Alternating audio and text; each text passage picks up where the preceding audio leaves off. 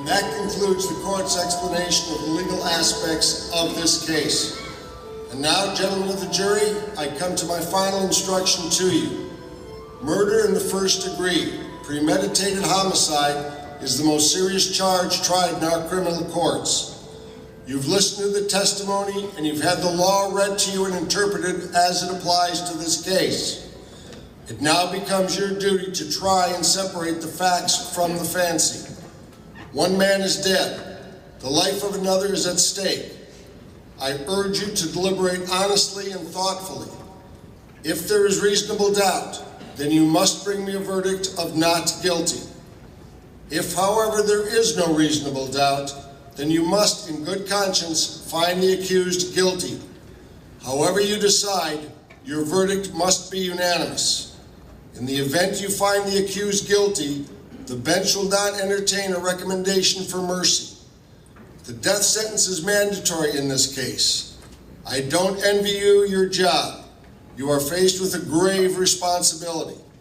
Thank you, gentlemen. All right, let's move along, fellas.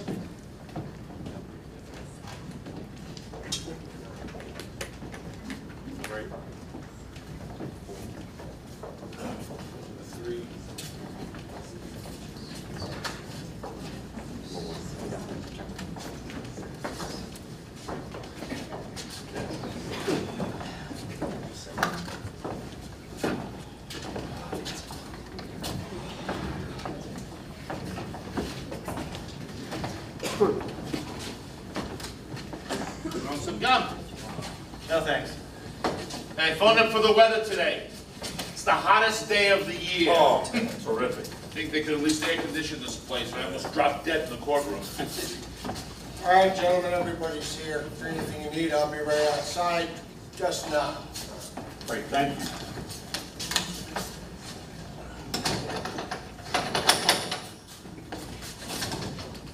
Well, I never knew they locked the door. Sure they locked the door. What do you think? I don't know, it just never occurred to me. Hey, what's that for? Well, I thought we might want to vote by ballots. Oh, you know? great idea. Maybe we can get him elected senator, huh? How'd you like it? I don't know, it was pretty interesting. Yeah? I was falling asleep. Well, I mean, I've never been on a jury before. Oh yeah, I sat on juries before. It always amazes me the way these lawyers can talk and talk and talk, even on a case as obvious as this one. I mean, it never heard so much talk about nothing. Well, I guess they're entitled. Well, sure, everybody's entitled to a fair trial. That's the system.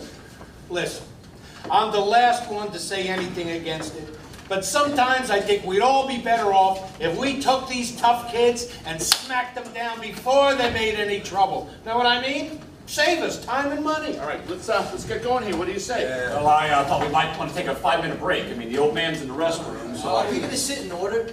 I don't know. What do you think? Not a bad view, huh? What'd you think of the case? Had a lot of interest for me. No dead spots, you know what I mean? We were lucky to get a murder case, huh? Oh yeah, I mean, I figured us for, you know, burglary, assault, something like that. Those can be, ugh, to those, right? Say, isn't that the Woolworth building? That's right. You know what's funny? I've lived here all my life, never been in it. Goddamn waste of time. Oh, yeah. Can you imagine? Sitting here for 3 days just for this. What about that bill with the knife? Expecting grown-ups to believe that kind of bullshit. Yeah, you gotta learn to expect that. You know what you did. Yeah, I suppose so. Got a cold? Oh, yeah. And how these hot weather colds will kill you. Yeah, they will. I can hardly touch my nose, you know what I mean? Whoa, whoa. The horn works. Now check the lights. Oh, great. The fan's not even working. Somebody take a letter to the mayor. Dear Stingy. Let me take a look at it. Say, I didn't get a chance to read the newspapers today. Anything new going on? I was just wondering how the market closed. Yeah, I wouldn't know. What, are you on the exchange or something? I'm a broker. Yeah, I run a messenger service. The Beck and Call Company. The name was my wife's, I think. I employed 37 people. Started with nothing. Mr. Foreman, let's get going here. What do you say? Yeah, all right. Let's take our seats, gentlemen. Hope this goes fast. Got tickets to a ball game tonight. Yankees in Cleveland. Got this new kid pitcher, the Mujolowski. He's a real bull, this kid. Real junkhead. You're quite the ball fan, aren't you? All right. So where do you want us to sit? Well, I thought we might want to sit in order, you know, by jury number. All right. 2, 3, 4, 5, and so on. That's okay with you, gentlemen? What's the difference? I think it's reasonable to sit according to number. Well, over here. 12. 7's on the end, right? 3, 4, 5, 6, 7, 8, and so on. Good. Hey, so what was your impression of the prosecuting attorney? I beg your pardon? I mean, I thought he was really sharp, you know? I mean, the way he hammered home his points, you know? One by one in logical sequence? I mean, come on. Takes a good brain to do that, you know? I was very impressed. Yes, I think he did an expert job. I mean, he had a lot of drive, too, you know what I mean? Real drive. Let's get this show on the road. Come on. Yeah, all right. Do you mind taking your seat? Gentlemen at the window. Do you mind taking your seat? I'm sorry. Great, thank you. Pretty tough to figure, isn't it, huh? Kid kills his father, bang, just like that. I mean, if you analyze the figures, What figures? It's those people, I'm telling you. They let the kids run wild up there. Maybe it serves them right, you know what I mean? Hey, kid, you a Yankee fan? No, Milwaukee. Milwaukee. It's like getting hit in the head every day with a crowbar in Milwaukee. Who do they got? I'm asking you, who do they got except maybe some good groundskeepers? All right. Oh, we'd like to get started. Yes. I'm sorry. It's okay, right over here. Milwaukee. All right, gentlemen. Handle this any way you'd like. I'm not going to have any rules or anything. We can discuss it and then vote, or we can vote right now and see where we stand. I believe it's customary to take a preliminary vote. All right, let's vote. Who knows? Maybe we can all go home. Right? It's easy. Just remember, we have a first-degree murder charge here. We vote guilty. We send the accused to the electric chair. Now that's mandatory. I think we all know that. All right. This has to be a 12-0 vote. Either way. Everybody okay with that? Come on, let's vote. Yeah. Let's see who's where. Yeah. All those voting guilty, raise your hand. 1, 2, 3, 4, 5, 6, 7, Right? 8, 9, 10, 11. 11 votes guilty. All those voting not guilty, raise your hand.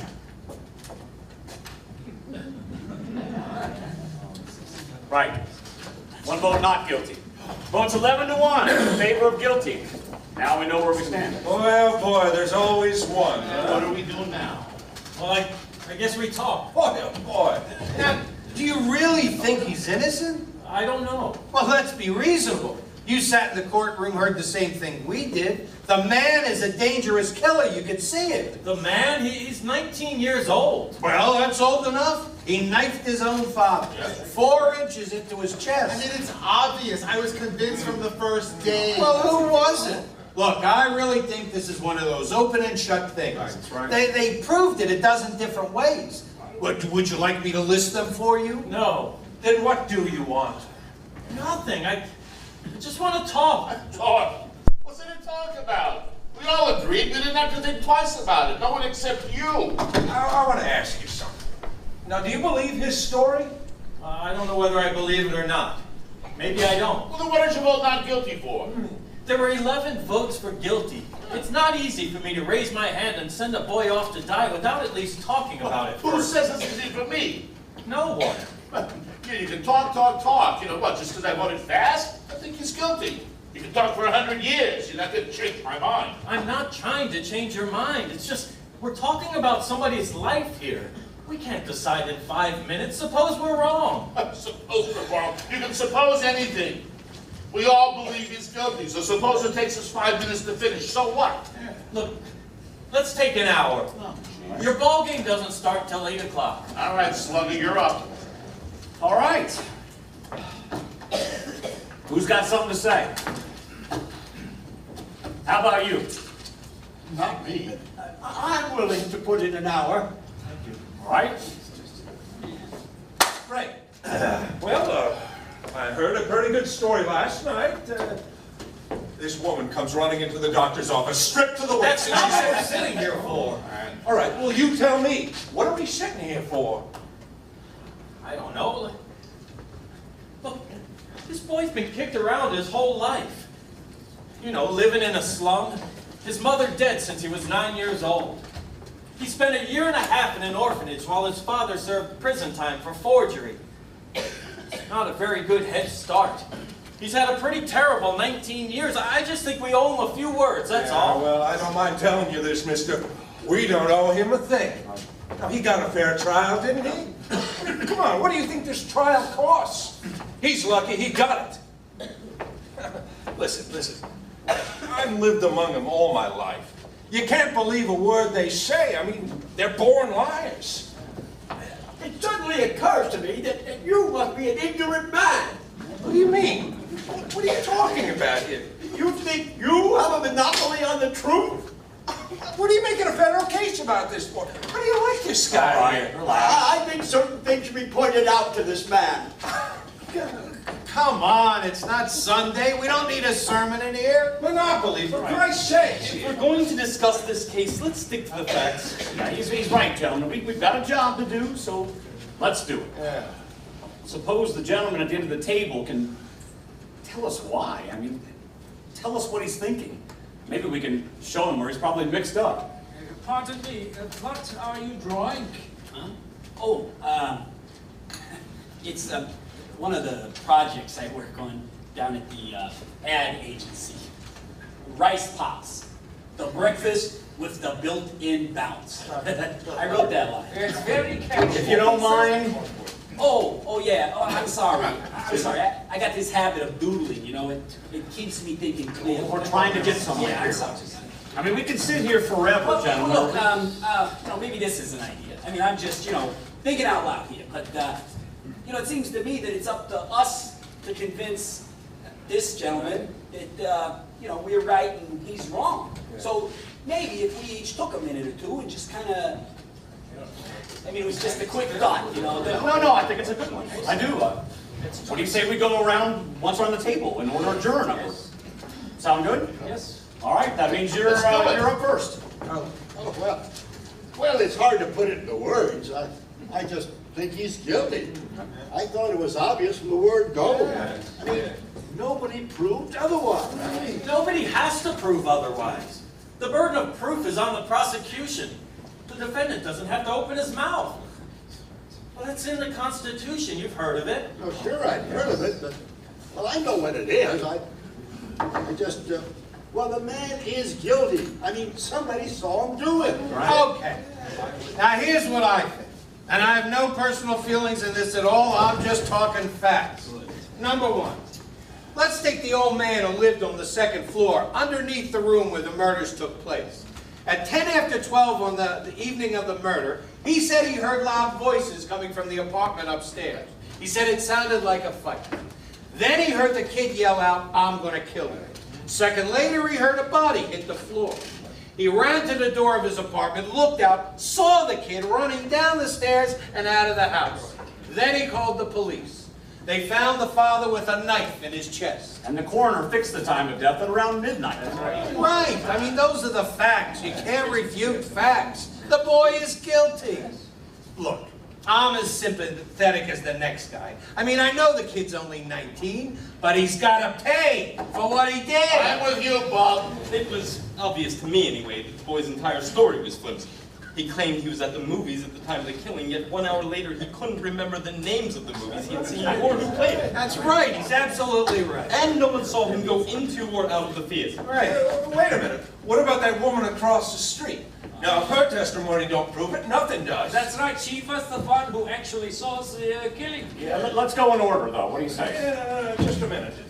Now, there's a woman, right? She's lying in bed, can't sleep, right? She's dying from the heat, you know what I mean? Anyway, she looks out the window, right across the street. She sees the kid stick the knife into his father. The time is 12:10 on the nose. Everything fits. Now, she's known this kid all his life. His window is right opposite hers, right across the L tracks, and she swore she saw him do it. Through the last 2 cars of a passing elevated train. Right. This L train had no passengers on it. It was just being moved downtown. And the lights were out, remember? Now, they proved in court that at night you can look through the windows of an L train when the lights are out and see what's happening on the other side. Right. They proved it. Yeah. I'd like to ask you a question. Sure. You don't believe the boy. Well, how come you believe the woman? She's one of them too, isn't she? Oh, you're a pretty smart fellow. Come on. No. What are you so wise about? What is this guy so wise about? All right, calm down. No, this guy's What are you letting them get you so upset for, huh? Come on like that. Let's just take it easy and try and keep it peaceful in here, all right? Now, whose turn is it anyway? I think it's yours. I'll pass. All right, it's your privilege. Next gentleman. Well, I don't know. I mean, I was convinced early in the case. I was looking for a motive. That's very important. Yep. But without a motive, where's your case?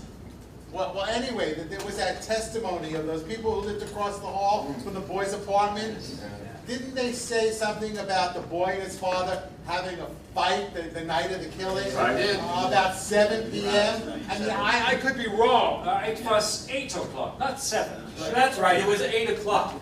They said they heard an argument, but they couldn't hear what it was about. Then they heard the father hit the boy twice, and they saw the boy walk angrily out of the house. Well, what does that prove? It doesn't prove anything. It's just part of the whole picture. I didn't say it proved anything. You said it revealed a motive for the killing. The prosecuting attorney said the same thing. Well, I don't think it's a very strong motive. This kid's been hit so many times in his life that violence is practically a normal state of affairs for him. I just can't see 2 slaps in the face provoking him to commit murder. It may have been 2 slaps too many. Right. Everyone has a breaking point. I do. Anything else? No. No, thank you. Next gentleman. Me? Yep. It's all already been said before. I mean, come on, look at this kid's record. He's 0 for 5 for crying out loud. When he was 10 years old, he was in children's court for throwing a rock at his teacher. He was in reform school when he was 14. He stole a car. Been picked up for mugging, and twice he was arrested for trying to knife a few kids. They said he was good with a knife. You know that? Oh yeah, real good kid. Ever since he was 5 years old, his father beat him up on a regular basis. He used his fists. So would I on a kid like that. Wouldn't you call those beatings a motive for him to kill his father? I don't know. I'd say it's a motive for being an angry kid, I'll say that. Ah, it's the kids. The way they are these days. Angry, hostile. Can't do a thing with them. Even the way they talk to you. When I was his age, I used to call my father sir. That's right, sir. You ever hear a boy call his father that these days? Fathers don't seem to think it's important anymore. Oh, yeah? You got any kids? 2. Yeah, well, I got 1. He's 20. We did everything for that boy, and what happens? When he was 9, he ran away from a fight. I saw him. I was so ashamed I almost threw up. I told him flat out, I'm going to make a man out of you, or I'm going to bust you in half trying. Yeah, I made a man out of him, all right. When he was 16, we got into a battle. He hit me in the face. He's big, you know. Haven't seen him in 2 years. Rotten kid. I mean, you work your heart out for these kids. All right, let's move on. I think we're missing the point here. This boy, let's say he's a product of a filthy neighborhood and a broken home. We can't help that. We're here to determine whether or not he is guilty or innocent of murder. Not to go into reasons why he was brought up that way. He was born in a slum. Slums are breeding grounds for criminals. I know it, so do you. It's no secret that children that come from slum backgrounds are detrimental to society. Oh, brother, you can say that again. Oh, no, the kids that crawl out of places like this are real trash. I don't want any part of them, I'm telling you. Hey, I've lived in a slum all my life. And I nursed that trash at Harlem Hospital 6 nights a week. Oh, now, wait a second here. I used to play in a backyard that was filled with garbage. Hey, maybe it still smells like it. All right, now take it easy. Now listen, let's be reasonable. There's nothing personal. No, there is something personal. All right, listen, he wasn't talking about you. Don't be so sensitive. This sensitivity, I understand. Right, let's just relax, all right? Stop with the argument, all right? We're wasting time. Now, whose turn is it? It's your turn. You go. Well, I wasn't expecting a turn. I thought you were all supposed to be convincing me. Wasn't that the That's idea? right. I forgot. Check. Well, what the hell's the difference? I mean, he's the one who's keeping us here. Come on, let's hear what he's got to say. Wait a minute. We decided to do it a certain way, so let's stick to what we said. Stop being such a kid. Okay? What do you mean by that? Oh, what do you think I mean? K-I-D, kids. Why? Because I'm trying to keep it nice and organized and it's going smooth. Oh, you want to sit here? You want the responsibility? I'll tell you what. I'll sit over here and just keep my mouth shut. How about What are you that? getting so hard about? Calm down, will you? Calm down. You want to sit in the chair? Sit in the chair. You think it's so smooth and easy? Come on. You think it's a snap? Come on, Mr. Foreman. Let's see how you run the show. You ever see such a thing here? You think this is fun? All right, come on. Take it easy. The whole thing is unimportant. Oh, now it's unimportant. You want to try? No, listen. You're doing a beautiful job, okay? Nobody wants to change, right? You're doing great, kid. You just hang in there and pitch. All right? Come on, let's hear from somebody. Well, if you want me to tell you how I feel about it now, it's all right with me. I don't care what you think. All right, I haven't got anything brilliant. I don't know any more than you do. According to the testimony, the boy looks guilty. Maybe he is. I sat in court for 3 days listening while the evidence built up. Everybody sounded so positive that I got, well, a peculiar feeling about this whole trial. I mean, nothing is that positive. I had questions I would have liked to ask. Maybe they wouldn't have meant anything, but I just think I started to get a funny feeling that the defense attorney just let too many things go, little things. What do you mean, little things? Oh, come on, listen. When these guys don't ask questions, it's because they know the answers already, and they figure they'll be hurt by it. Maybe.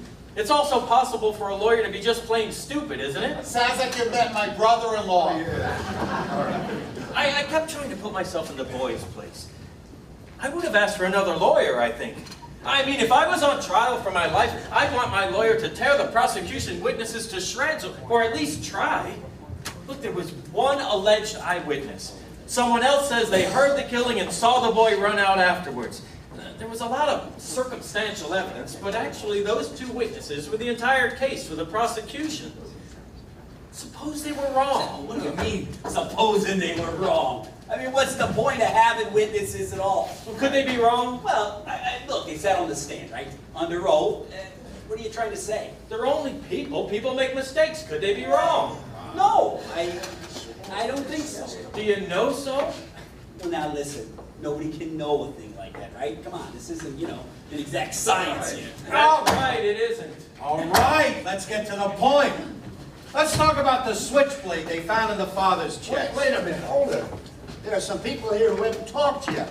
Shouldn't we wait? Listen, they can talk whenever they want. You just be quiet a second, you hear? All right, let's talk about the blade. You know, the one that fine, upright lad admitted to buying on the night of the murder. Let's talk about that. All right, let's talk about it. Let's get it in here and look at it. I'd like to see it again. Mr. Foreman? We all know what it looks like. What are we going to get out of seeing it again? You brought it up. The gentleman has a right to see exhibits and evidence. The knife and the way it was bought is pretty strong evidence, don't you think so? I do. Good. Now suppose we take these points one at a time. 1.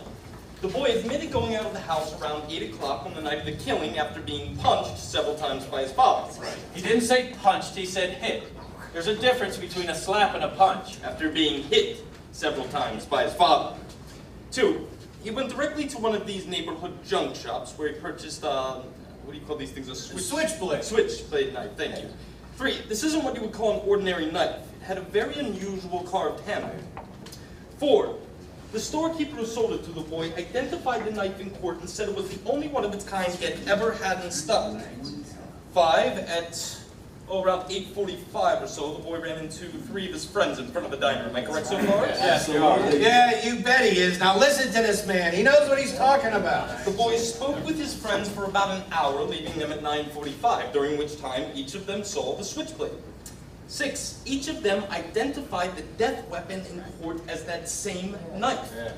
And 7. The boy arrived home around 10 o'clock. Now, This is where the stories offered by the boy in the state begin to diverge slightly. He claims that he stayed home until 11:30 and then went to one of these all-night movies. He arrived home at 3:15 to find his father dead and himself arrested. Now, what happened to the switchblade? Here we go. This is the charming and imaginative little fable the boy invented. He claims that the knife must have fallen through a hole in his pocket sometime between 11:30 and 3:15 on his trip to the movies, and that he never saw it again. Now, this is a tale, gentlemen. I think it's quite clear the boy never went to the movies that night. No one in the house saw him leave at 11:30. No one in the theater identified him. He couldn't even remember the names of the movies he had seen. No, what actually happened is this. The boy stayed home, had another fight with his father, stabbed him to death at 10 minutes after 12, then fled from the house. He even remembered to wipe the fingerprints clean from the knife. Everyone connected with the case identified this knife. Now, are you really trying to tell me that it fell through a hole in the boy's pocket? Someone picked it up off the street, went to the boy's house, and stabbed his father with it just to be amusing? No! I'm saying it's possible the boy lost the knife, and that someone else stabbed the father with a similar knife. It's possible. Take a look at that knife. I've never seen another one like it. Neither had the storekeeper who sold it to the boy. Aren't you asking us to accept a pretty incredible coincidence? I'm not asking you to accept anything. I'm just saying it's possible. Oh, yeah? And I'm saying it's not possible.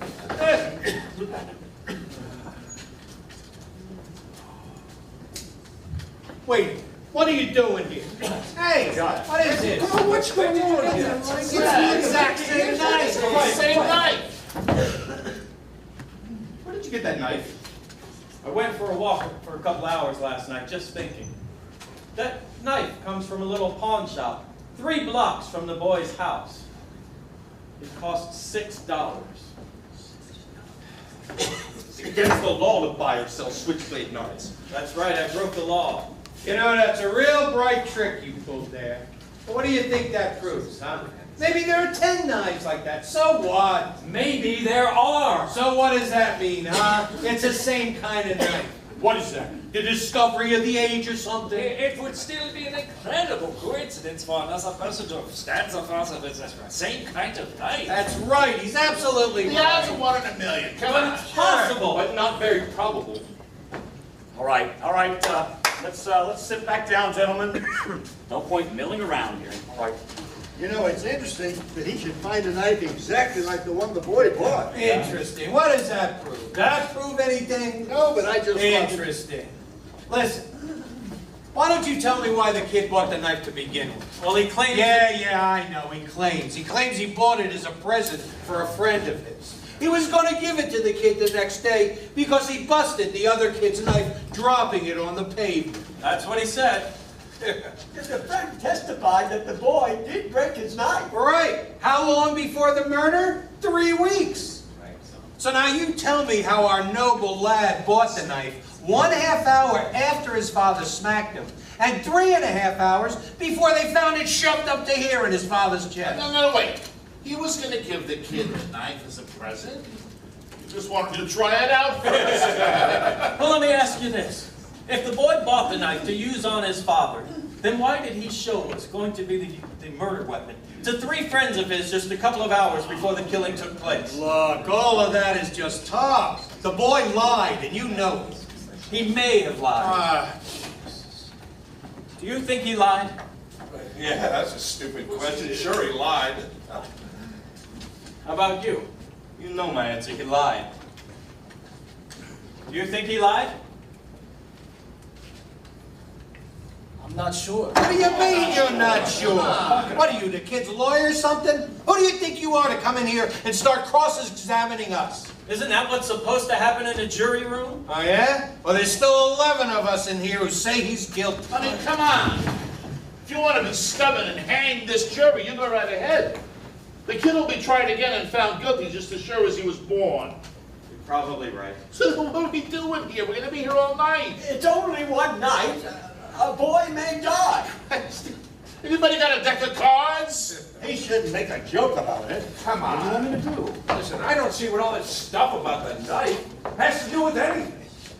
Somebody saw a kid stab his father. Now, what more do you need? Come on, listen, I got 3 garages of mine. Go in the pot while you're talking. Now, let's just get done and get out of here. You know, the knife is very important to the district attorney. He's not in a He's time the warning. 15th assistant or something. What does he know?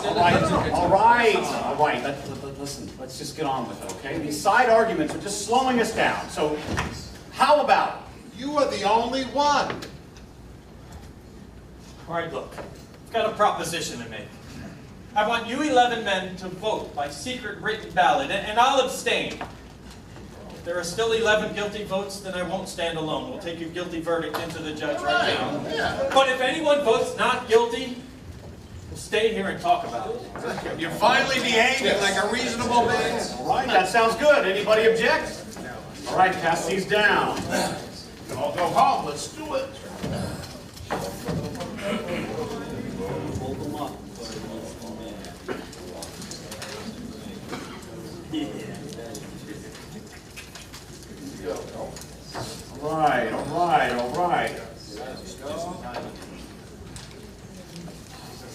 All right. Guilty.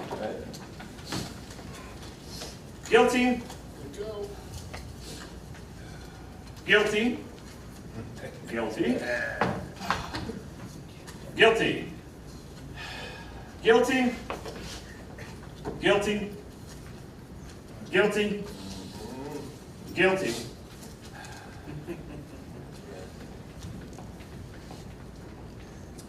Not guilty. Guilty. Boy, how do you like that? The guy flips his goddamn wig. All right, come on, come on.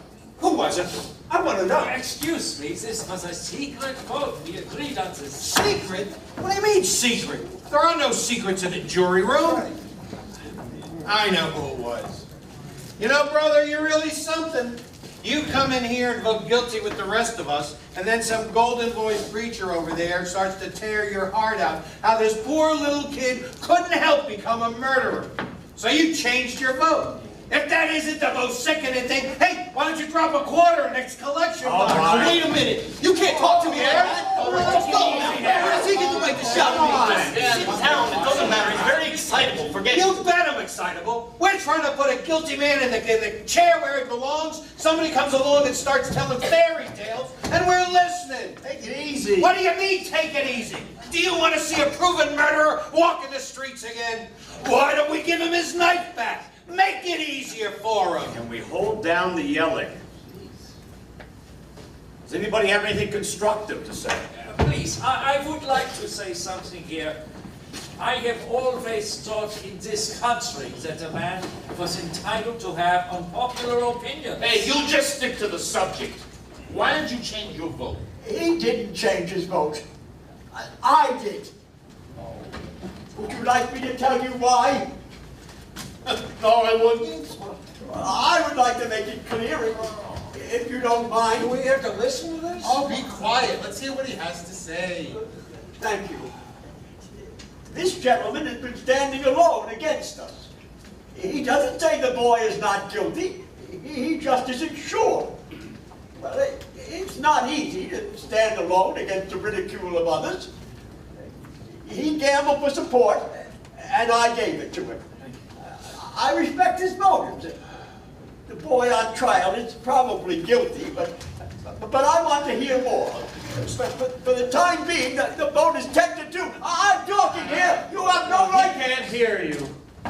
We never will. All right, if the speech is over, maybe we can move on. I guess we gotta take a break. Gentleman there, and I think we gotta wait for him.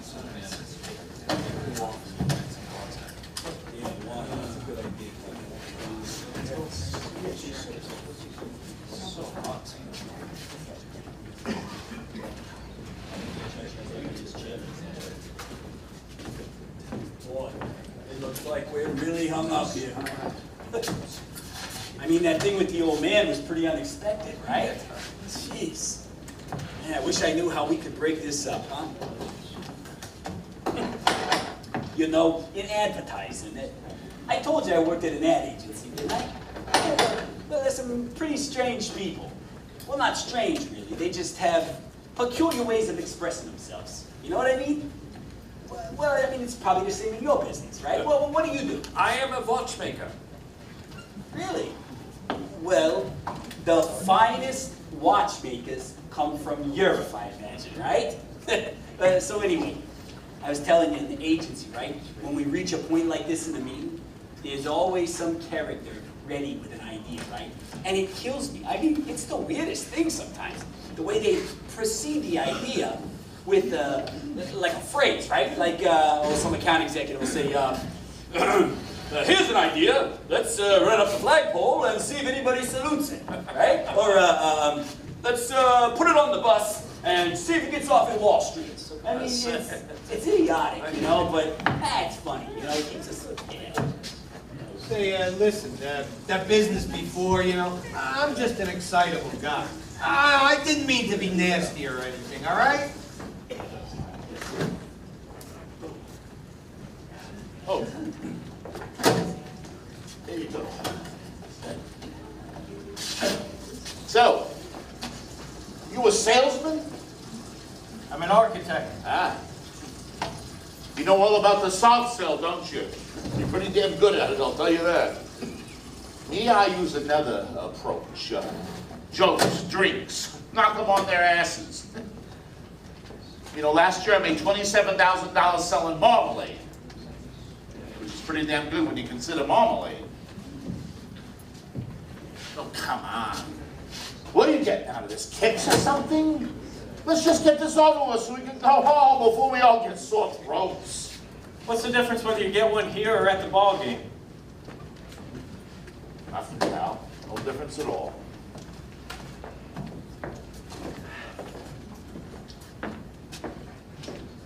Nice bunch of guys, huh? Same as any, I guess. That loudmouth, the one that was talking about his son, the way he was talking, boy, that was embarrassing. Yeah. What a murderous day. You think we'll be here much longer? I don't know. He's guilty. There's no doubt about it in the whole world. We should have been done by now. Oh, not that I mind, it beats working, you know. Hey, wait a minute. You think he's innocent? I don't know. Maybe. I don't know you, but I'll bet you've never been wronger in your life. Why did you wrap this up? You are wasting your time. Suppose you were the one on trial. I'm not used to supposing. My boss, he does the supposing. I'm just a working man. But I'll try one. Suppose you talk us out of this, and the kid really did knife his father.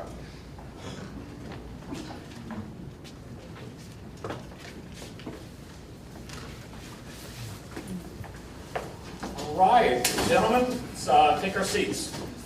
Well, looks like we'll be here for dinner. Yeah. All right. All right. Everybody here? All right. Let's get down to business. Who'd like to start us off? Well, I'd like to say something. Oh, I'm sorry. Go right ahead. No, it's all right. Go ahead. Pardon me. I didn't mean to interrupt. Quite all right. Go ahead. Well, I just wanted to make a small point. The boy had a motive for the killing. The beatings and all. I mean, if he didn't do it, who else did? Who else had a motive? I mean, people just don't go out and kill somebody without a motive. Not unless they're just plain nuts, right? Look, as far as I know, we're supposed to determine whether the boy on trial is guilty beyond a reasonable doubt. We're not concerned with anyone else's motives. That's a job for the police. Very true. But we can't let help letting the only motive we know of creep into our thoughts, can we? And we can't help asking ourselves who else may have had motive. Logically, these things follow. Now, this gentleman has asked a reasonable question. Somebody killed the man. If it wasn't the boy, then who was it? Mojalowski! Talking about the man I love! If you haven't gotten anything to add besides jokes, I suggest you listen. All right, I was just letting off steam. I'm sorry. Go ahead. Well, maybe you can answer me then. Who else may have killed the father? Well, I don't know. The boy's father wasn't exactly a model citizen. He was in jail once. He was known to be a compulsive gambler and a pretty consistent loser. He spent time in neighborhood bars and would often get into fistfights after a couple of drinks, usually over a woman. He was a tough, cruel, primitive kind of man who never held a job for more than 6 months in his life. So here are a few possibilities. He may have been killed by one of the men he served time in prison with, or by a bookmaker, or by a man he'd beaten up, or by a woman he'd picked up, or by any one of the people he was known to hang around with. Boy, oh boy, that is the biggest load of crap with that. Listen, we know the father was a bum, so, I mean, come on, what does that got to do with anything? I didn't bring it up. I was asked who else might have killed him, and I gave my answer. That gentleman over there asked a direct question. Oh, everyone's a lawyer. All right, why don't you answer this for me? The old man said he heard the boy yell out, "I'm going to kill you." A second later, he heard a body hit the floor. And he saw the kid running out of the house. Now, what does all that mean to you? Well, I was wondering how clearly he could have heard the boy's voice through the ceiling. He didn't hear it through the ceiling. His window was open, and the upstairs apartment window was open too. It was a hot night, remember? The voice came from another apartment. It's not easy to identify a voice, especially a shouting voice. He identified it in court. Yes. He picked it out of 5 other voices. I mean, it blindfolded. Look, that was just an ambitious district attorney putting on a show. Listen, the old man knows the boy's voice very well. They've lived in the same house for years, but to identify it positively from the apartment downstairs, isn't it possible he was wrong? That he thought the boy was upstairs and automatically decided that the voice he heard was the boy's voice? I think that's a bit far-fetched. Brother, you can say that again. Look, the old man heard the father's body falling. Then he saw the boy running out of the house 15 seconds later. Come on, he saw the boy. And don't forget the woman across the street. I mean, she looked right into the open window and saw the boy stab his father. I mean, come on, isn't that enough for you? Not right now. No, it isn't. Forget this guy. It's like talking into a dead phone. The woman saw the killing through the windows of an elevated train. The train had 6 cars, and she saw the killing through the windows of the last 2 cars. She remembered the most insignificant details. I don't see how you can argue with that. I don't know. It doesn't sound right. Yeah, well, maybe you ought to think about it. Listen, I'll be X's, you be O's. All right. I wonder if anybody has any idea how long it takes. How can you play tic-tac-toe? This isn't a game. Hey, wait a minute! Who do you think All you right, are? take it easy. Come on now, What? let's take our seats. Well, I got a good mind to belt him. Come on, I don't want any fights in here. What? Come Did on. you hear him? The nerve, the absolute nerve. Come on, forget it. It's not important. This isn't a game. Who does he think he's dealing with Here, here? it's over with. Come on, let's What do you sit mean down. it's over? I want an apology. Come on. All right, Noisy, he apologizes. Now let's hear what he's got to say. Come on. Thank you. I was wondering if anybody has any idea how long it takes an elevated train traveling at medium speed to pass a given point. What goodness is that thing? How long? Take a guess. I wouldn't have the slightest idea. How about you? I don't know, about 10 or 12 seconds maybe? Oh, what's all this for? I'd say that was about right. Anyone else? I'd say that's about right, yes. Come on, what's the guessing game for? What do you think? 10 seconds approximately. All right, let's say 10 seconds. What are you getting at? This. It takes a 6-car L train 10 seconds to pass a given point. Now let's say that given point is the open window of the apartment in which the killing took place. You can almost reach out and touch the L tracks, right? Right. Has anyone here ever lived right next to the L tracks? I work next to the L line, painting an apartment. I'm a house painter, that's my business. I was there for 3 days. What was it like? What do you mean? Noisy? Oh, brother. Yeah, but it doesn't matter in my business. Everybody's punchy anyway. Listen, I lived in a 2nd floor apartment right next to the L line once. When the window's open and a train goes by, the noise is unbearable. You can't hear yourself think. All right, you can't hear yourself think. What point are you getting at? Look, let's take 2 pieces of testimony and try and put them together. First, the old man downstairs. He says he heard the boy say, "I'm going to kill you," and then he heard a body hit the floor a split second later. 1 second, right? That's right. Second, the woman across the street. She says she looked out her window and saw the killing take place through the last 2 cars of a passing L train. The last 2 cars, right? All right, what's your point? And we agreed it takes a 6-car L train about 10 seconds to pass a given point. Since the woman says she saw the killing through the last 2 cars, we can assume that the body hit the floor just as the train passed by. Therefore, the train had to be roaring past the old man's apartment for a full 10 seconds before the body fell. The old man, according to his testimony, hearing the boy say, "I'm going to kill you," and the body falling a split second later, would have had to hear the boy make that statement while the yell was roaring past his nose. Well, it isn't possible he could have heard it. Oh, that's idiotic. Sure he could have heard it. You think so? The old man said the boy yelled it out. That's enough for me. If he heard anything at all, he still couldn't identify a voice. Not with the train roaring past. We're talking about a matter of seconds here. Nobody can be that accurate. Well, I think testimony that can put a boy in the electric chair should be that accurate. I don't think he could have heard it. Maybe he didn't, not with the sound of the L train and all. What are you people talking about Well, here? it stands to reason. Ah, you're crazy. Why would he lie, huh? What's he got to gain? Attention. Maybe. You know, you keep coming up with these snappy sayings here. Why don't you send one off to the newspapers? They paid $3. Why are you talking to him like that? A guy who talks to an old man like that ought to get stepped on. Hey, don't put your hands on me! You should show some respect. Yeah? Take it easy now. Sit down. Come on. Go ahead. What did you want to say? Why do you think the old man might lie? Well, it's just that I looked at him for a very long time. The seam of his jacket was split under the arm. Did you notice that? Yes, I did. I mean, to come into court like that. He was a very old man with a torn jacket, and he walked very slowly to the stand. He was dragging his left leg and trying to hide it because he was ashamed. I think I know him better than anyone here. This is a quiet, frightened, insignificant old man who's been nothing all of his life. Never had any recognition, his name in the newspapers. Nobody knows him, nobody quotes him, nobody seeks his advice after 75 years.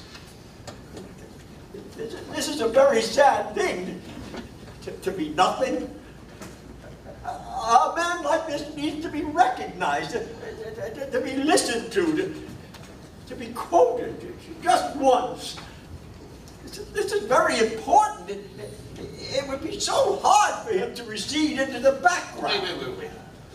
Are you trying to tell us that this old man lied just so he could feel important? No, he wouldn't really lie, but perhaps he'd make himself believe that he heard those words and recognized the boy's face.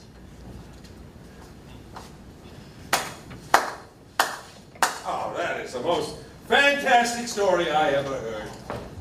How can you make up a thing like that? What do you know about it? Gentlemen, this case is based on a reasonable and logical progression of facts. Yeah, facts, Keep it there. Facts may be colored by the personalities of the people who present them. Oh, you're talking to me. Would anybody care for a cough drop? Yeah, I'll take one. Say what you like. I still don't see how anybody can think the boy is not guilty. All right, look, I think we've proved the old man couldn't have heard the boy say, "I'm going to kill you." But You didn't prove it at all. What are you talking about? But supposing he did, this phrase, how many times have each of us used it? Probably hundreds. "I could kill you for that, darling. You do that one more time, Junior, and I'll kill you." Kill him, Rocky. We say it every day. It doesn't mean we're going to kill somebody. All right, what are you trying to give us here? The boy yelled out, "I'm going to kill you," and he yelled it at the top of his lungs. Don't tell me he didn't mean it. Anybody says something like that the way he said it, they mean it. Yeah, I don't know about that. I remember arguing with a man at the bank just a couple of weeks ago. So he called me an idiot. So I yelled at him. Look, this guy is making you believe things that aren't true. The kid said he was going to kill him, and he did kill him. Do you really think he'd shout out a thing like that so the whole neighborhood could hear him? Sure. I don't think so. He's much too bright for that. Bright? He's a common ignorant slob. He don't even speak good English. Pardon, he doesn't even speak good English. I'd like to change my vote to not guilty. The hell are you talking about? You heard me. Are you sure? Yeah. Vote is 9-3 in favor of guilty. What are you basing this on? Stories this guy's pulling out of thin air? Come on, the facts are staring you right in the face. And they all say that this kid killed his father. Crying out loud. Even his lawyer didn't think he had a chance. You could see it right from the beginning, his own lawyer. Christ, this guy deserves the chair. Does he? It's happened before that someone's been convicted of murder and executed, and years later someone else has confessed to the crime. Sometimes the facts staring you in the face are just wrong. I was talking to him, not you. Look, the kid had a lawyer, didn't he? And the lawyer presented his case, not you. How come you got so much to say? The lawyer was court appointed. What does that mean? It could mean a lot of things. It could mean he didn't want the case. It could mean he resented being appointed. I mean, it's the type of case that brings him nothing. No money, no glory, not even much chance of winning. It's not a very promising situation for a young lawyer. He'd really have to believe in his client in order to put up a good fight, and as you just pointed out, obviously he didn't. Oh, good! God himself come to earth? Come on! The kid's guilty. Pardon me, At the time. I have made some notes here. Notes yet? Oh. I would like, please, to say something. I have been listening very closely, and it seems to me that this man has some very good points to make. From what was presented at the trial, the boy looks guilty. But maybe if we go deeper... Come on, will you? There is a question I would like to ask. We assume that the boy committed murder. He stabbed his father in the chest and then ran away. This was at 10 minutes after 12.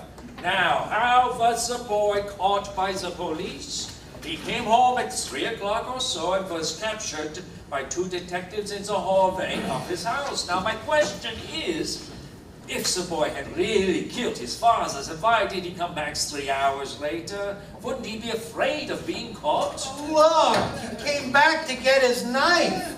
It's not nice to leave knives sticking in people's chests. Especially a relative. The boy knew that there were people who could identify the knife as the one he had just purchased. He had to get it before the police did. But if he knew the knife could be identified, then why did he leave it there in the first place? I think we can assume that he ran out in a state of panic, and once he calmed down, he realized he had left the knife. Well, this then depends upon your definition of panic. Now, he was calm enough to see to it that the knife was free of fingerprints. Now, when did the panic start and when did it end? Look, you can forget all that other stuff. He came back to dig out his knife and get rid of it. 3 hours later? Sure, 3 hours later. If I was a boy and I killed my father, I would not have come back 3 hours later. I would be afraid that the police would be there. I would stay away, knife or no knife. Listen, you voted guilty, didn't you? What side are you on? I don't believe I have to be loyal to one side or the other. I'm simply asking questions. Well, look, this is just off the top of my head, but if I were the boy and I, done the stabbing and everything, well, I'd take a chance and go back for the knife. I bet he figured nobody had seen him, and that the body probably wasn't even discovered yet. Right. I mean, after all, it was the middle of the night, right? I mean, he probably thought the body wouldn't be found till the next day. Pardon, here is my whole point. The woman across the street testified that a moment after she saw the killing, that is a moment after the L train went by, she screamed and they went to telephone the police. Now the boy must certainly have heard that scream and known that somebody saw something. I don't think he would have gone back if he had been the murderer. 2 points. One, in his state of panic, he may not have heard the scream. Perhaps it wasn't very loud. And 2, if he did hear it, he may not have connected it with his own act. After all, he did come from a neighborhood where screams were fairly commonplace. Right, there's your answer. Maybe. Look, maybe the boy did stab his father. Didn't hear the scream. Did run out in a panic. Did calm down and came back 3 hours later to retrieve the knife, risking being caught by the police. Maybe all these things are so. But maybe they aren't. Look, I think we have enough doubt to wonder if the boy was even in the apartment at the time the killing took place. What do you mean, doubt? What are you talking about? Didn't the old man see him running out of the house? Yes. Oh, come on. He's twisting the facts. I'm telling you here.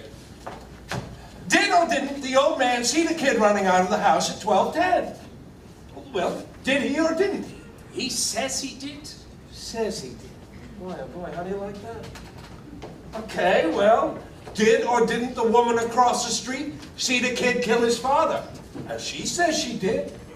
Come on, you're making out like it don't matter what people say here. No. What you want to believe, you believe, and what you don't want to believe, you don't. Come on, now what kind of way is that? I mean, what do you think these people get up on the witness stand for? Their health? I'm telling you, man, the facts are being changed around here. Witnesses are being doubted, and there is no reason for it. Witnesses can make mistakes. Oh, sure, when you want them to, they do. You know what I mean? All right, can we hold down the yelling? Yeah, well, you keep saying that. Well, maybe what we need here is a little more yelling.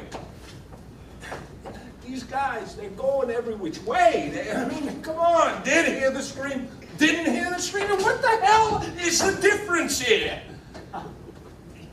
I mean, come on, they're just little details. You're forgetting the important. I'd like to call for another vote. Hey, I am talking here. Another vote's been called for. What are we going to get out of voting again? Gentlemen asked. We're going to vote. Never seen so much time spent on nothing. Yeah, it'll only take a second. I guess the easiest way is to find out who's voting not guilty. All those voting not guilty, raise your hand.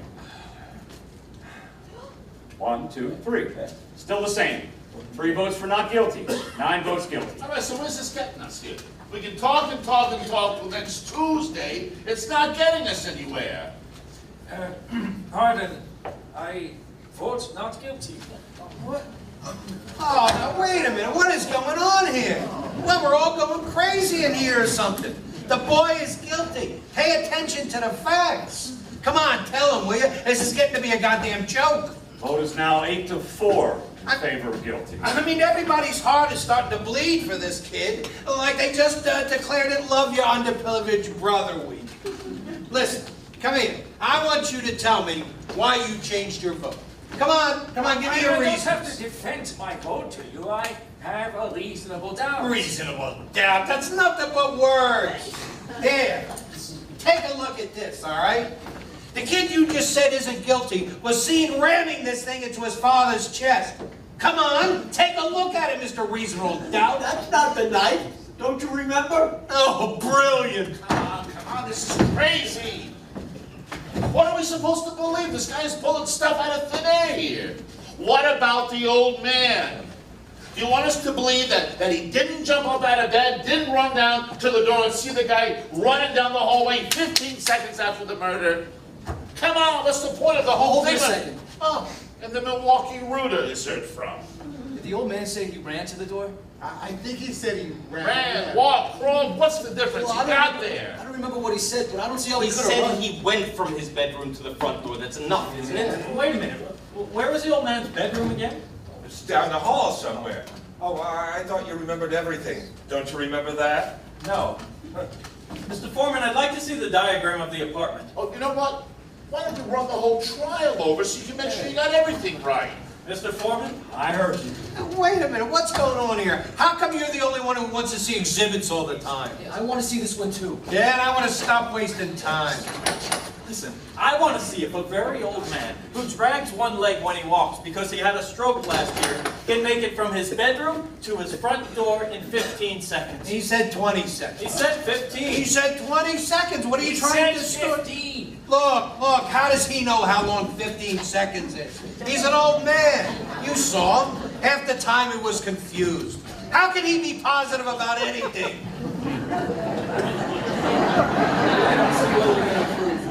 I mean, the man said he saw the boy running out. Well, let's see if the details bear him out.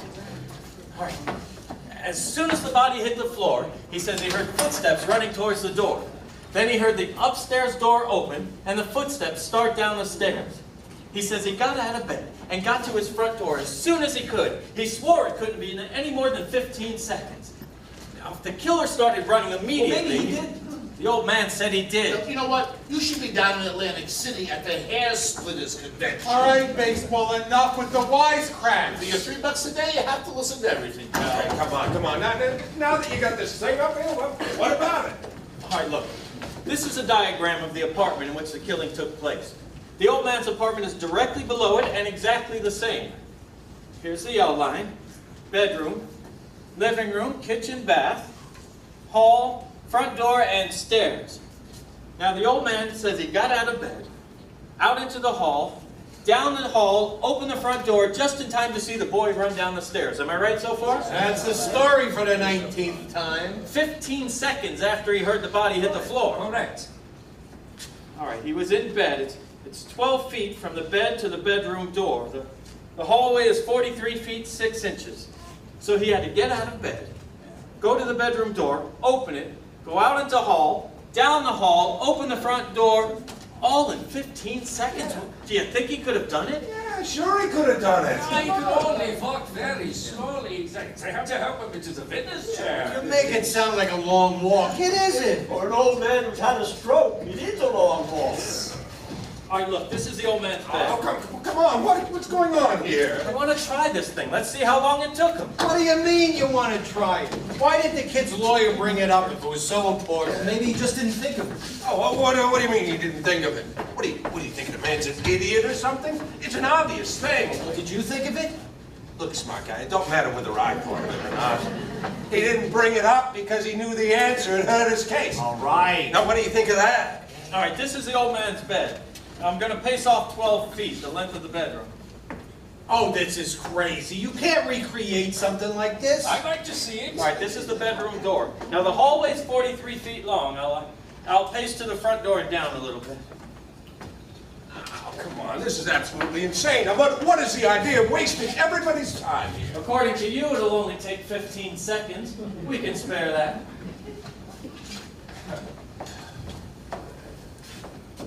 $39, $42, $43. Somebody give me another chair, please. All right, this is the front door to the apartment. It was chain locked according to the testimony. Who's got a watch with a second hand? Oh, I do. All right, stamp your foot when you want me to start. That'll be the body hitting the floor. Timing from there. Anyone for a game of charades? I've never seen anything like this in my entire life. All right, I'm ready. Come on, let's go here. I want to wait till the second hand reaches 60. Go. All right, here's the body. He's got to get up out of bed. Now he's got to go 12 feet to the bedroom door. Gets to the bedroom door, opens it, steps out into the hall. He's got to go 43 feet to the front door of his apartment. Come on, snap it up. You walk twice as fast as that. No, I think this is even more quickly since the old man walked into the courtroom. If you think I should go faster, I will. Oh, come on. Can we get this kid stuff over with? All right. Gets to the door. He's got to open the chain lock, open the door, and look out. Stop. What's the time? 30, 40, 42 seconds. 42 seconds? 42 seconds. Look, I think this is what happened. The old man heard the fight between the boy and his father a couple of hours earlier. Then, while lying in bed, he heard the body hit the floor.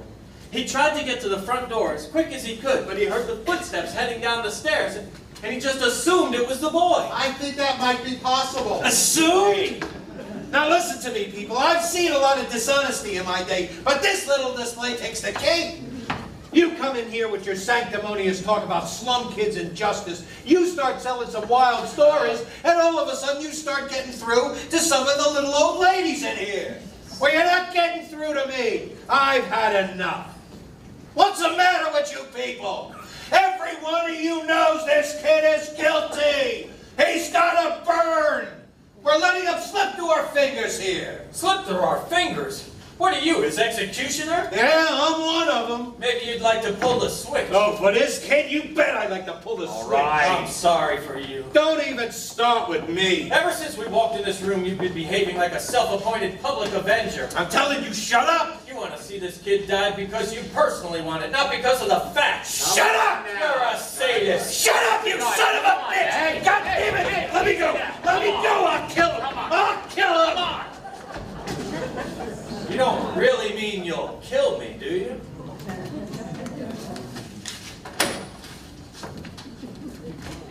Anything wrong here, gentlemen? I heard some noise. Oh, no. Everything's fine. Fine. Just a little arguing. We're done with this. Thank you very much.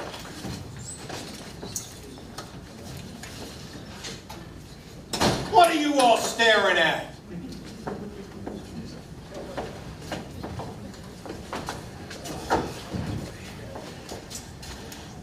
Wow, it's getting late, huh? So what do they do? Like take us out to a restaurant for supper? Sorry, I don't know that. You know, I wonder if they let us go home. I mean, you know, in case we can't finish tonight. I got a boy with mumps. He's out to here. Wife says he looks like Khrushchev. Please, this fighting. This is not fight. We are here to fight. We have a responsibility. I have always thought that in this country it is a remarkable thing that we are, what is the word, notified. We are notified to come down to this place and decide on the guilt or innocence of a man we have never heard of before. We have nothing to gain or lose by our verdict. This is one of the reasons we are strong. We should not make it a personal thing. Well, I mean, you know, nobody has an idea. I might have a cutie here. Right. I mean, I haven't put much thought into it, but anyway, let me throw it out on the stoop and see if the cat licks it up, huh? See if the cat licks it up? Come on. But it wasn't much of an idea anyway. Look how dark it's getting. We're gonna have a real storm. Yeah. God, it's hot. Excuse me, don't you sweat? No, I don't. Maybe we should take another vote. You know what? Why don't we follow this one up with some dancing and hors d'oeuvres? Mr. Foreman. All right, another vote's been called for. I guess the easiest way is a show of hands. I say we have an open ballot. Call out our vote. Let's see who stands where. All right, sounds good to me. Anybody object? No. All right, I'll call off your juror number. I vote guilty. Number 2? Not guilty. Number 3? Guilty. Number 4? Guilty? Number 5? Not guilty. Number 6? Guilty. Not guilty. Number 7? Guilty. Number 8? Not guilty. Number 9? Not guilty. Number 10? Guilty. Number 11? Not guilty. Number 12? Guilty. 1, 2, 3, 4, 5, 6. All tied up, 6 to 6. Oh, good. Let's go into some extra innings now. 6 to 6? I'm telling you, some of you people here are out of your mind. A kid like that. I don't think the kind of boy he is has anything to do with it. The facts are supposed to determine Don't the give me case. any of that. I'm sick and tired of facts. Twist them any way you like, you know what I mean? That is exactly the point that this gentleman has been making. I mean, you keep shouting at the top of your lungs. Okay, calm down. I'd like to be a little younger. Calm down. Very hot here. Do you want some water? No, thank you. Well, it looks like it's gonna rain. No. How did you figure that out, Bright Eyes? What made you change your vote? Well, it just seemed to You don't have a leg to stand on, you know that, don't you? Well, I don't feel that way. Listen, there were a lot of details that never came out. Details, yeah, right. You're just letting yourself get bulldozed by a bunch of, what do you call them, intellectuals. Get out of here. Go ahead. Now, that's not so. Come on, you're just like everybody else. You think too much, you get mixed up. You know what I mean? Listen now, I don't think you have any right to talk to me that way. Loudmouth.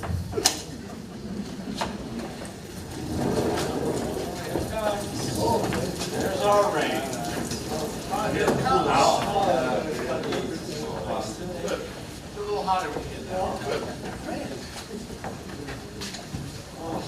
Hey, wow. Look at that rain. Huh? Think it'll cool it down? I guess so. Reminds me of a storm we had. November something. Right in the middle of a game. We're losing 7-6. We're really starting to move the ball. I mean, really starting to move it. All of a sudden, whoosh. It starts coming down in cats and dogs. I mean, in 2 minutes, practically up to our ass in mud. Oh, we couldn't go anywhere. I tell you, I almost bawled. Oh, I forgot to tell you, I'm the assistant head football coach over at McCorkle High School. Okay, let's see if we get this fan going here. Come on. All right, let's take another look at it. Oh. Hey! Hey! How about that? It must have been connected to the light switch.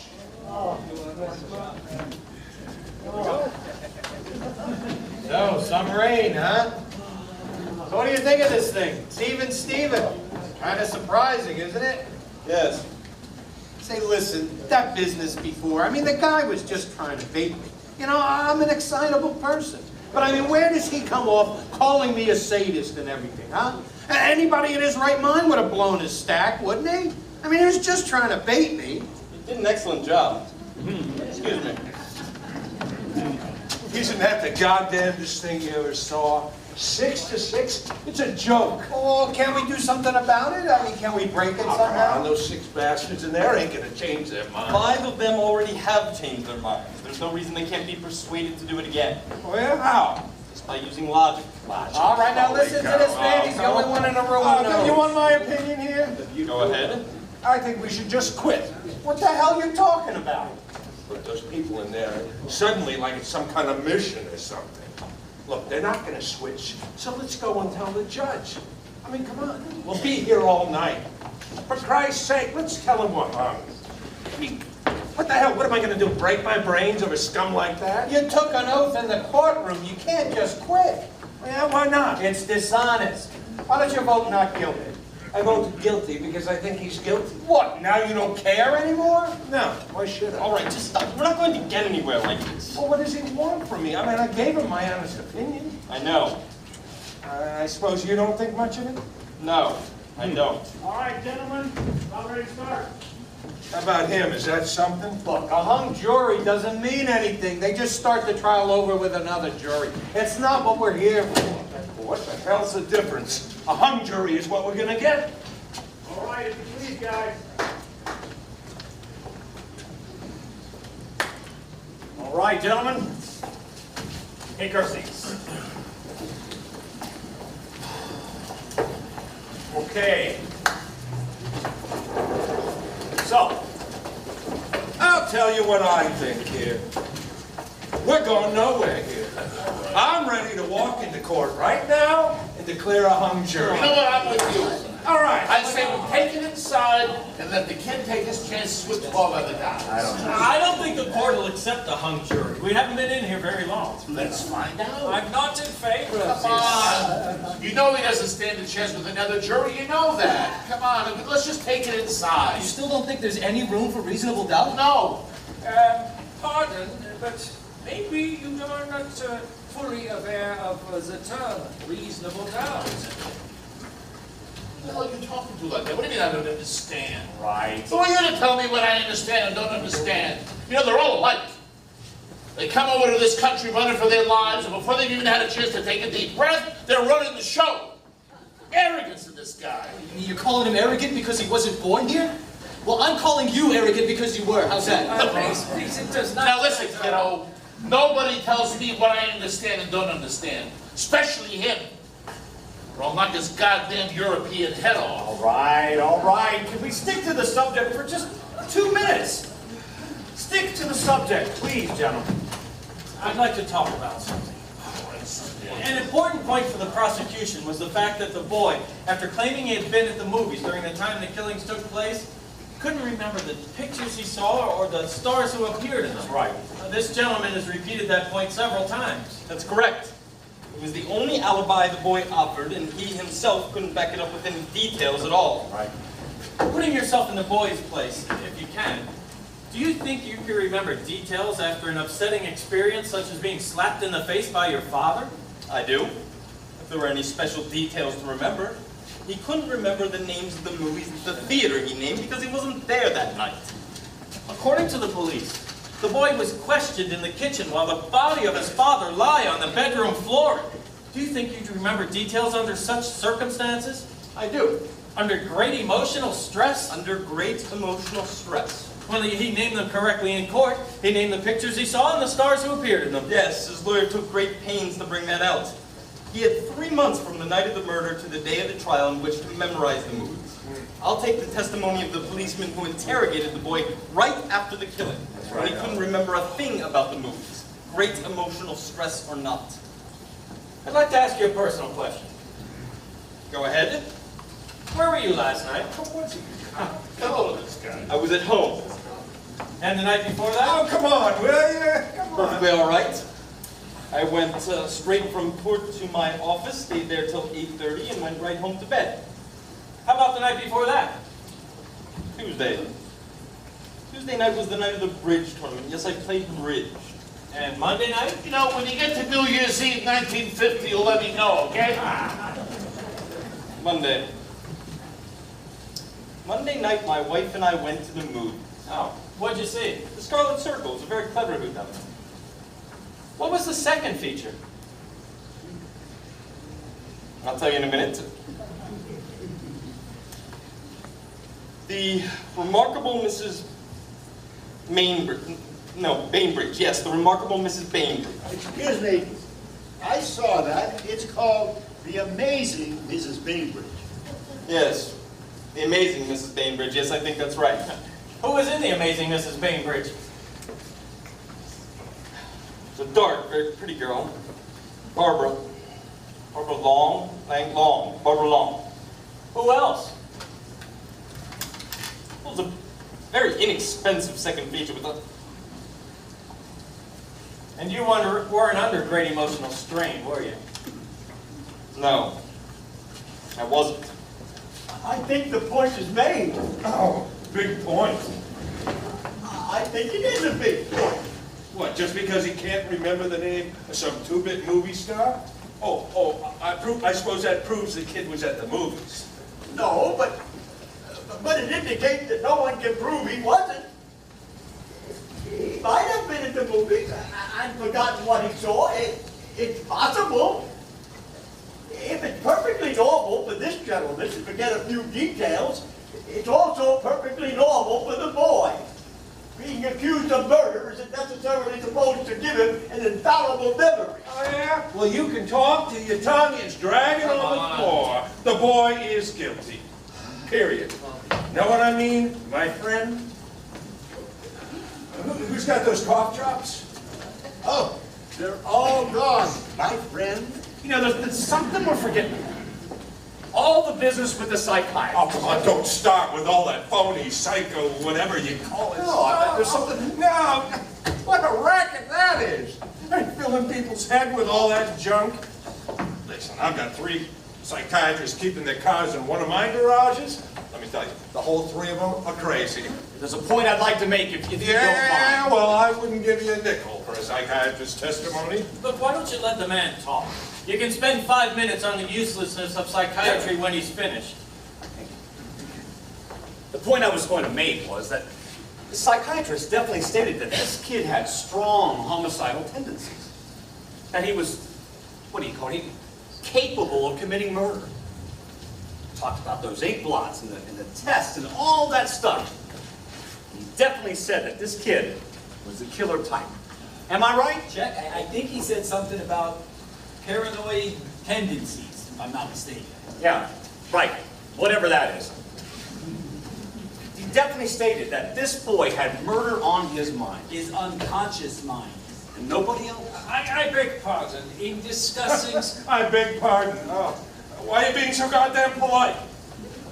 For the same reason you are not. It's the way I was brought up. Now, in discussing such a thing as the murder potential, we should remember that many of us are capable of murder, yet few of us do. We impose controls upon ourselves to prevent it. The most these psychiatric tests can accomplish is this. They can tell us that someday a particular person may commit a murder. That's all. They prove nothing. Then why are they admitted into evidence? Well, they have many uses, of course. In this particular case, they added to the general impressions that the prosecution was trying to create. Perhaps if we 12 men took the same tests, one or two of us may be discovered to have unconscious desires to kill and the potentiality of carrying it out, yet none of us has. To say that a man is capable of murder does not mean that he has committed murder. But it can mean it. I mean, if they said the kid is capable of killing, he could have killed, couldn't he? Are you the one who said, and I quote, "I wouldn't give you a nickel for a psychiatrist's testimony"? Boy, I'm telling you, All right, take it easy. What time is it? 5 to 6. Look at that rain. There goes your ball game. Huh? Yeah, I know. Say, could I see that knife for a second? Well, still tied up. 6 to 6. Who's got a suggestion? I have. Let's get some dinner. Huh? Why don't we wait till 7? Give it another hour. Yeah, fine with me. I'd like to say something. There's something I want to talk about that's been bothering me a little bit. All right. Well, there's this whole business about the stab wound. You know, how it was made, the downward angle of it, you know? No, don't tell me we're going to start this again. They went over it and over it. I know they did, but I don't go along with it. Look, the boy is 5 feet 7 inches tall. The father was 6'2". That's a difference of 7 inches. Now, it's a very awkward thing to stab someone down into the chest when he's a half a foot or more taller than you are. Oh, listen, look, you're not going to be, give me that thing. You're not going to be satisfied till you see it again. So I'm going to give you a little demonstration. Somebody get up.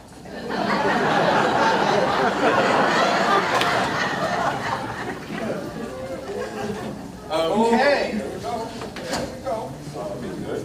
Now, I'm about 4 or 5 inches shorter than you, right? Maybe a little bit more. All right, let's say a little bit. Hey, that's not funny. Calm down. Nobody's hurt, right? No, nobody's hurt. All right. Now take a look at it. There's your angle. Down and in. That's how I'd stab a taller man in the chest, and that's how it was done. Now prove me wrong.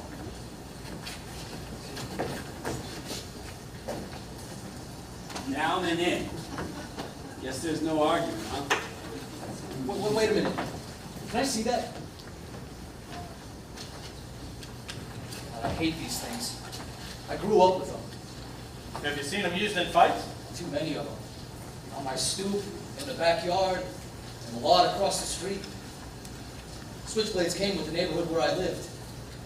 It's funny, I wasn't thinking of it before. I guess you try to forget those things. You don't use this kind of knife that way. You have to hold it like this in order to release the blade. If you wanted to stab downward, you'd have to change your grip. Are you sure? Yeah, I'm sure. Use it like that. Underhanded. I mean, that's why they're made like this.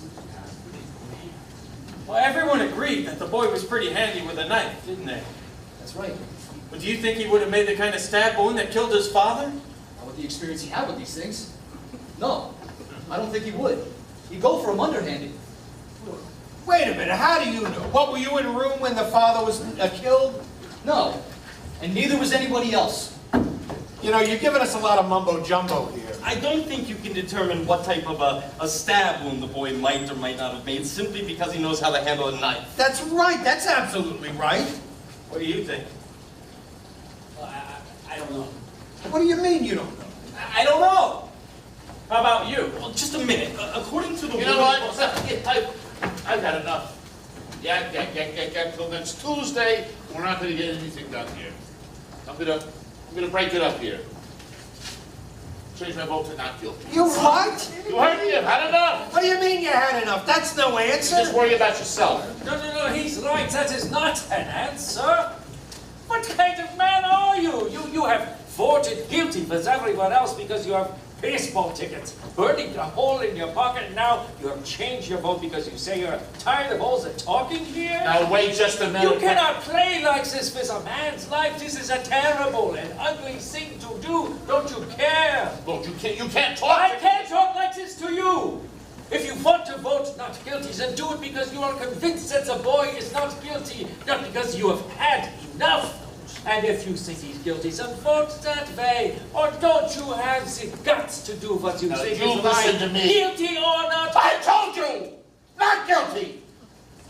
Why?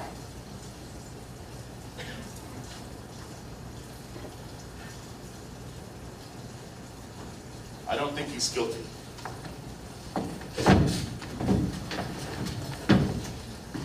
Mr. Foreman, I'd like to call for another vote. All right. Another vote's been called for. Anybody object? Guess the easiest way is a show of hands. All those voting not guilty, raise your hand. 1, 2, 3, 4, 5, 6, 7, 8. Now, the vote is now 9-3 in favor of not guilty. I don't understand you people. I mean, come on! All these picky little points that you keep bringing up, they don't mean nothing. I mean, come on, how can you believe his story? I mean, you're an intelligent man. You know the facts of life, right? Well, for Christ's sake, look at what we're dealing with here. I mean, you know what they're like. And that guy down there, now I don't know what the hell's going on with him. All this talk about psychiatrists, well maybe he ought to go to one. Okay, let's talk facts. These people are born to lie. There, I said it. And no intelligent man is going to tell me otherwise. They don't know what the truth is. I mean, take a look at them. Come on. They are different. They think different. They act different. I mean, for instance, they don't need any big excuse to kill someone. Well, that's true. I mean, everybody knows it. I mean, come on, they get drunk on wine or something cheap like that. Oh, they're very big drinkers. Oh, smart guy. Look at him, for Christ's sake. What does that mean? Slamming the door. Okay. Now they're drunk. And all of a sudden, bam. Someone's lying dead in the gutter. Okay, so no one's blaming them for it. That's how they are, by nature. You know what I mean? Violent. Human life don't mean as much to them as it does to us. Hey, where you going? Oh, while you're in there, why don't you clean out your ears? Maybe you'll hear something. Come on, look, listen to me here now. These people, they're boozing it up and, fighting all the time. And if somebody gets killed, so somebody gets killed. See, they don't care. These fathers and mothers, families, it don't mean anything. I mean, they breed like animals. Family? Come on! Oh, sure, there are some good things about them. Look, I am the first to say that. Look, I met some that were okay, but that's the exception. Do you know that you're a sick man? Sick? Why don't you sit down? You old son of a... No, who the hell is he? Who the hell is he to tell me that? sick. Look at him. He can hardly stand up. Sick. Now listen. Listen to me. I am speaking my piece, and you are going to listen to me. Maybe if you just quiet it down, huh? Quiet down. I will like hell quiet down. There is not one of them that's any good. Well, do you hear that? Not one.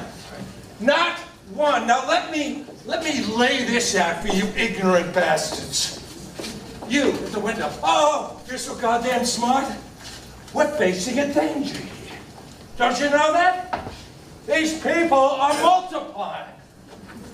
This kid on trial here, his kind are multiplying 5 times as fast as we are. That's the statistic. 5 times. I mean, come on, they're wild animals here. They're against us, they hate us, they want to destroy us. Yeah, that's right, they want to destroy us. Now, look, don't look at me like that. There is a danger here. I'm telling you, there is a danger. And if we don't stop them, if we don't smack them down whenever we can, then they are going to own us, right? They are going to breed us out of existence. Oh, shut up! Now, you goddamn geniuses had better listen to me here. They are violent. They are vicious. They are ignorant. And they will cut us up. That's their intent, to cut us up. Now, I'm warning you. This boy on trial here, we've got him. That's one at least. Now, I say, get him before his kind gets us. And I don't give a goddamn about the law. Why should I? They don't. Now, I am telling you. I have heard enough. Now, you just stop all this. Oh, yeah? How'd you like me to cave your head in for you? Take it easy. Where the hell does he get the gold? We've heard enough. Now sit down and don't open your filthy mouth again.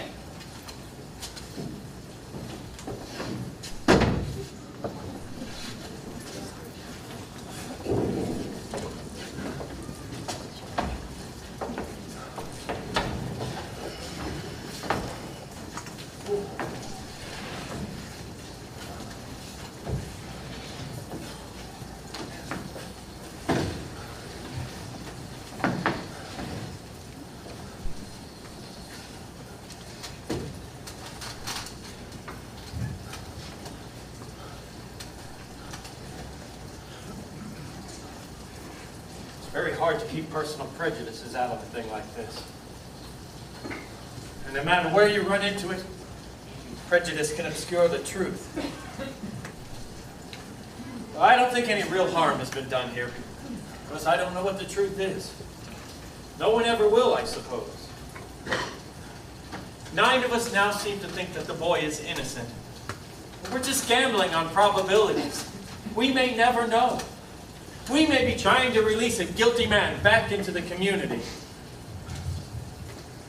But we now have reasonable doubt. And this is a safeguard that has enormous value in our system. No jury can declare a man guilty unless it's sure. We 9 can't understand how you 3 can still be so sure. Maybe you can tell us. I'll try. You've made some excellent points. The last one, in which you argued that the boy wouldn't have made the kind of overhand stab wound that killed the father, was very persuasive. But I still think the boy's guilty of murder. I have 2 reasons. One, the woman testimony from across the street who actually saw the murder committed. As far as I'm concerned, that's the most important testimony in the whole case. And 2, the fact that she described the killing by saying that she saw the boy raise his arm over his head and plunge the knife down into his father's chest. She saw him do it the wrong way. That's right. That's absolutely right. Now let's talk about this woman for a moment. She said she went to bed around 11 o'clock. Her bed was right next to the window, and while lying down, she could see across the tracks into the boy's window. She tossed and turned for about an hour, unable to fall asleep. And then at 10 minutes after 12, she turned toward the window and saw the killing through the windows of an elevated train. Now, she said the lights went out immediately following the killing, but that she got a good look at the boy in the act of stabbing his father. Now, as far as I can see, this is unshakable testimony. That's what I mean. That's the whole case. What do you think? How about you? I don't know. I mean, there's so much evidence to sift. You know, this is pretty complicated business here. Frankly, I don't see how you can vote for acquittal. Well, it's not so easy to arrange the evidence in order. Oh, you can forget all the other evidence. The woman saw him do it. What else do you want? Maybe. Let's vote on it. All right, now the vote's been called for. Anybody object? Well, look, I'm changing my vote. I think he's guilty. All right. Anybody else? The vote is 8-4, huh? Why do you consider this one vote a personal trial? I'm the competitive type, all right? Well, all right. I say we're a hung jury. Let's take it into the judge. You didn't want a hung jury before. Yeah, well, I want it now. I don't understand that. You thought it was immoral to Yeah, do well, that. I don't anymore, all right? There are people in this room who are so goddamn stubborn. We'll never get this thing done. We'll be here for a week. Well, I want to hear an argument, huh? I say we're a hung jury. Well, you're the leader of the cause. What about it? Let's go over it Oh, again. we went over it and over it. J. Walter Thompson over here is bouncing back and forth like a tennis ball. Hey, wait a second. I apologize on my knees. Well, come on. What do you say? Let's take it to the judge. Maybe we can talk about setting some kind of a time limit. Let's see, the time is 10 after 6. 10 after 6. Someone earlier mentioned something about 7 o'clock. Perhaps that would be a time in which we could begin to discuss whether we're a hung jury. Good. Excuse me, can't you see the clock without your glasses? Not too clearly. Why? What do you do when you wake up at night and you want to know what time it is? Strange question. I put on my glasses and look at the clock. You don't wear your glasses to bed? No one wears eyeglasses. What's this all about? The woman who says she saw the killing wears glasses. Well, she wouldn't have worn them to bed, would she? Wait a minute. She wore glasses? That's, of course she did. She wore bifocals. I remember now. They look quite strong. That's right, bifocals. She never took them off. I did wear glasses. I never thought of that. So then it's logical to say that she wasn't wearing them in bed while she was tossing and turning, trying to fall asleep. How do you know? I don't know. I'm just guessing. And I'm also guessing that she probably didn't have them on when she casually turned and looked out the window. And she herself said the killing happened just as she looked out the window and the lights went off a split second later. Well, she couldn't have had time to put on her glasses then. No, wait a second. And here's another guess. Maybe the woman honestly believes that she saw the boy stab his father. I say all she saw was a blur. Just a blur. How do you know what she saw? How does he know these things? I only know that the woman's eyesight is in question now. She had to identify a person 60 feet away in the dark without glasses.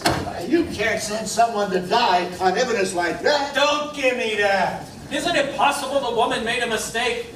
No, it's not possible. It's not possible? No, it's not possible. Is it possible? Yeah, it's possible. I say not guilty.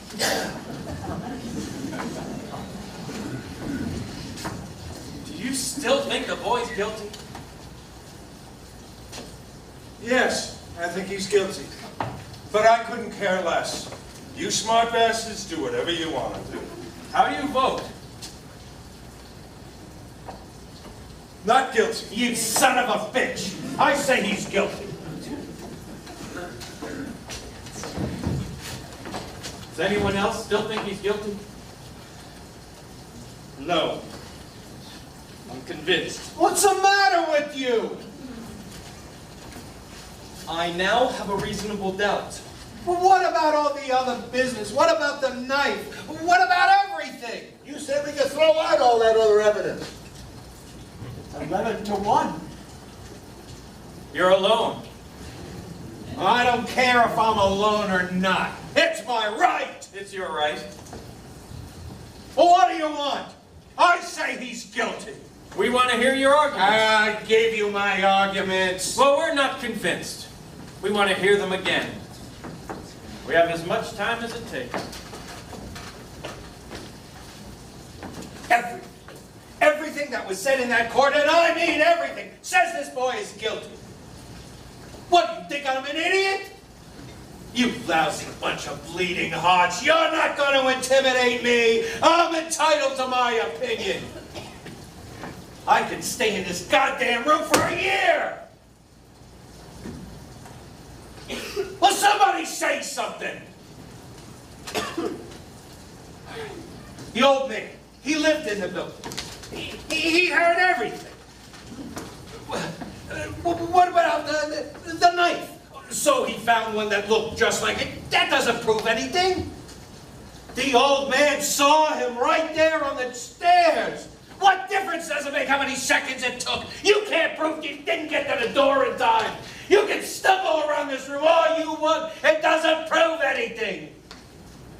Everything that was said in this room today has been twisted and turned. The business with the glasses. How do you know she didn't have them on? She testified in court. What do you want? That's it. That's the whole case. Hearing the boy yell, he said, "I'm going to kill you." To his father. His own father. I don't care what kind of a man he was, it was his father. Goddamn rotten kid. I know what they're like, what they do to you, how they kill you every day. My God, why don't you see? Why am I the only one who sees? Jeez, I can feel the knife going in.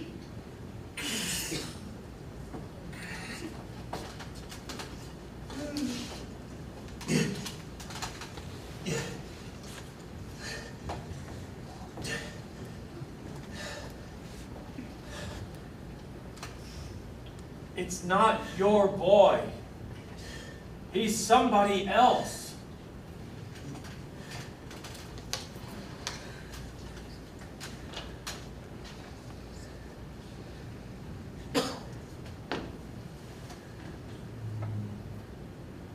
Let him live.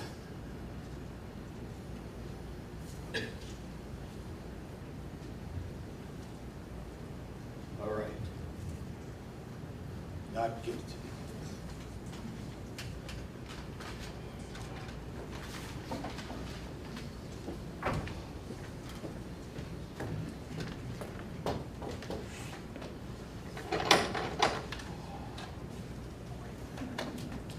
We have a verdict. All right, gentlemen, take your seats in the jury box.